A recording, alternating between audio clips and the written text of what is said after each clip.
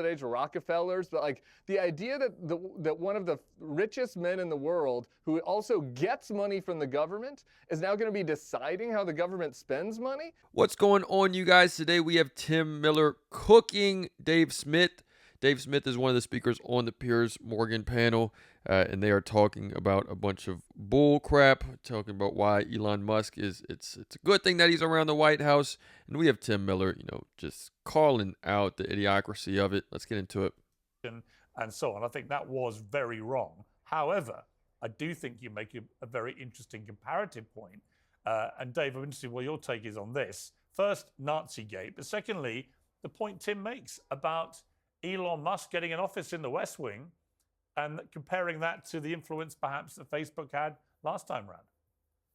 Yeah. Okay. So, well, there's some that I agree with, a lot I don't. So I would be in agreement that I think even if you want to make the argument somehow that like Elon Musk this was a dog whistle, he's a secret Nazi and he chose this as his moment to like subliminally come out as a Nazi, and that was the message somehow. The fact is, Piers, as you addressed at the top of the show, the Democrats have just gone to this well far too many times and nobody's listening anymore. So even if this was the real case, which I don't think it is, I think he's just a somewhat awkward kind of herky-jerky guy in these moments. But even if this was the case, I'm sorry, you just billed Donald Trump's rally as a Nazi rally because it was in Madison Square Garden. Yeah. And that was the only connection that you had. So it's just boy who cried wolf. And I will say, I am Jewish. I don't think it matters that I'm Jewish and you're not. I think we can all have an opinion on this. But I think that the constant comparisons to Hitler and the constant invoking of the Nazis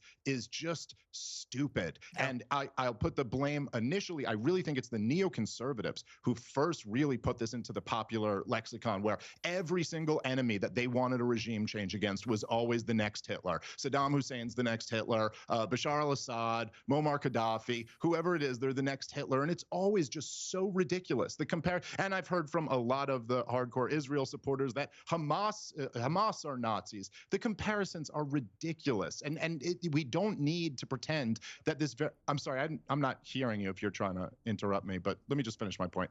I think that the Nazis were a unique evil, and to call everybody Nazis it does just make the term lose value. Now, I would say that to downplay the amount of censorship. So that's great. Here we have Dave Smith saying this is what neoliberals always do. They always call them the opposition to Hitler. That's how they get what they want, and it's that would make a good point if it wasn't for the fact that Elon Musk did an actual Nazi salute.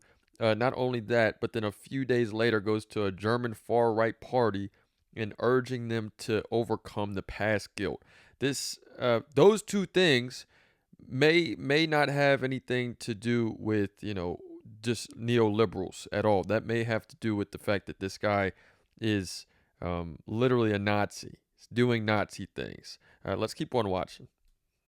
That we saw under the Biden regime and even before Joe Biden came in, I think is just not fair. I mean, listen, as somebody who was adamantly opposed to lockdowns and vaccine mandates during COVID, the censorship was very widespread, and many people had their lives and livelihoods ruined simply for speaking up about government policies that, by the way, they turned out to be right about. And all the people saying follow the science turned out to be wrong about quite a bit of the science.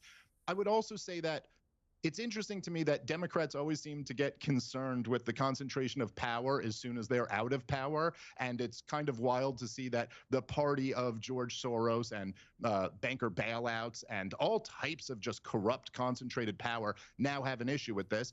I think there's always a concern. This is the way the American political system is set up. And yes, there is a concern with powerful private interests wielding government influence. But I also would not equate the government getting in the business of censoring the American people with someone like Elon Musk, who at least his promise with Twitter has been that it's going to be a free speech platform. And I think he's moved more in that direction. And so they're not the same thing at all. Like, I don't have the same problem with a tech executive being in the White House who's going to protect free speech than I do with the government instructing tech executives to censor speech. Okay, Tim, you were trying to speak there. I'm not quite sure what happened because we couldn't hear you. So let's bring you in to respond just quickly before I go to Ali. Yeah, just Sorry, very quick, just two quick things. One, I just Bashar al-Assad and Hamas are Hitler-esque, I would say, certainly more than Elon Musk. I was just trying to object to Dave's point that it was like the neoconservatives comparing Bashar al-Assad and Hamas to Hitler. I mean, there were some comparisons there, so I was just going to say that. But look, just to the last point, we'd all be speaking this idea, Aramaic. this is how the American we'd all be system speaking Arabic if we hadn't overthrown Bashar al-Assad.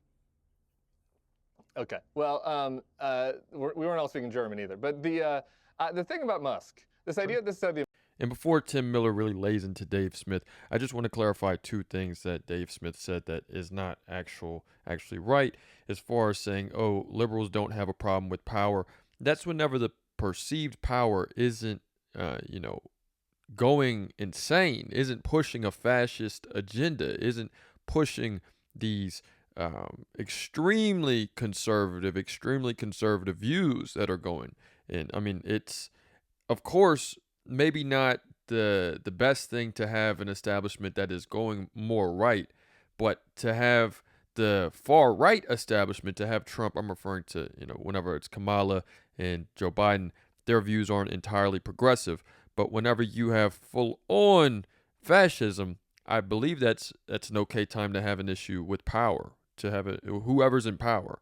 And then another thing that Dave Smith had brought up as far as the free speech on Twitter, it's not. Elon Musk is actively banning accounts that make fun of him, like a little nerd, like a little geek that is making fun of people, that he can finally get the last laugh. He's finally getting this revenge after all these years of getting shoved in a locker, probably, and it's not right. It's just another imbalance of power. It's another misuse of power. The American system works. That is wild. Please show me an example of this. The largest donor is the largest government contractor is now in the West Wing. That is insane. That is not how the American system works. And I guess if you go back to the Gilded Age of Rockefellers, but the idea that one of the richest men in the world who also gets money from the government is now going to be deciding how the government spends money, that is not how the American system works. It is and obviously they've only been in 2 days, so we'll see. But the potential for corruption and influence there is unprecedented in post-war American history. And then on top of that, to say that he has a platform, and maybe you're saying it's free speech because he's not banning people, though I think he was taking away some people's blue checks. But his platform has an algorithm where he promotes certain things. So if you're on the For You page, you get promoted pro-Musk, pro-Trump stuff. So somebody having that kind of concentrated power in the government, please show me an example of anything even remotely close to this in the modern times. So there we have it, you guys. We have Tim Miller laying into Dave Smith, letting him know clearly everything that he's saying is wrong. Everything that he's saying as far as, oh, Elon Musk, this isn't such a big issue. Dave Smith knows that this is a big issue. He's agreeing, it even looks like, with Tim Miller, but for some reason they still want to shill, they still want to grift for Elon Musk for whatever reason that is. Maybe he might have everybody on payroll at this point. Who knows? But let me know what you guys think in the comments. It's another day in the progressive way.